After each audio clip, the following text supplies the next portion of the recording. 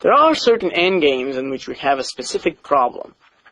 In this second game, white seems to be very close to winning. I mean, he's got that queen on c7 that's supporting the d pawn, and that pawn can possibly move further once just so that it can queen. And yet the main difficulty is that if we do that, black will just force a perpetual with his own queen for g3 and e1, and that is a real issue. We're so close to winning, and yet this is the problem. Obviously, we can't let that be, and so essentially, given that, I mean, obviously queen c5 does not work here. He can give a check, he can just go back with the queen and attack us from d2. So we have to either protect the pawn or miss the perpetual. So you'll just repeat the move. So that doesn't work, and white decided to play queen c2 check, which looks the most natural. With the plan, once the black king moves away anywhere, like say to g7, our activity, of course, f5 is not a good thing, because if he does the move like f5, he'll weaken his own king, and now we can do queen c5. Of course, d8 is a threat.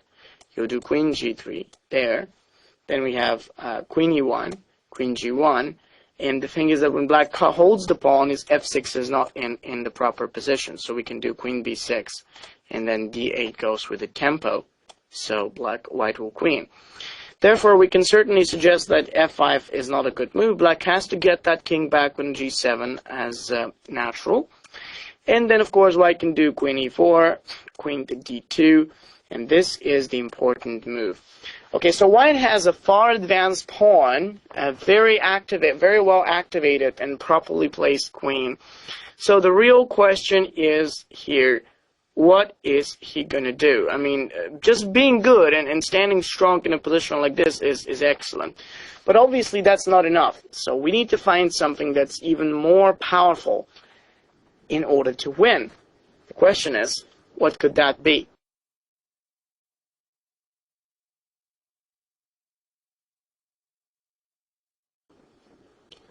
The move white has to play is f4. It's an excellent move that resolves the main problem, and that's certainly the ability of black to make a perpetual. With this move, we're taking away the necessary square for his queen, so it can't command there. And if he goes with a move like queen takes to d7, f takes d5, f takes e5, and queen takes e5, we naturally see that this position is winning for white. Why? Well, because white's actually controlling this long diagonal with his queen already, the h2 to b8. And we see that all you will need to do is going to be to advance this pawn to b6, reach out c7 for the queen, and provide the further couple of moves for this pawn to promote in the queen.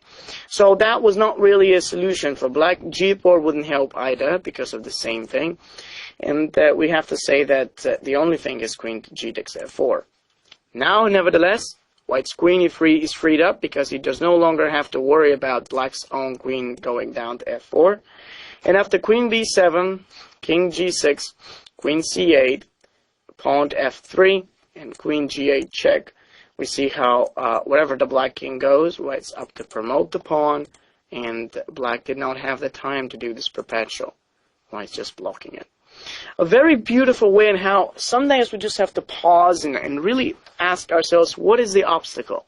We see the obstacle and we play right against it with the f4 move, so black can never go back to f4 and just do any complications versus the strong passed pawn that we have.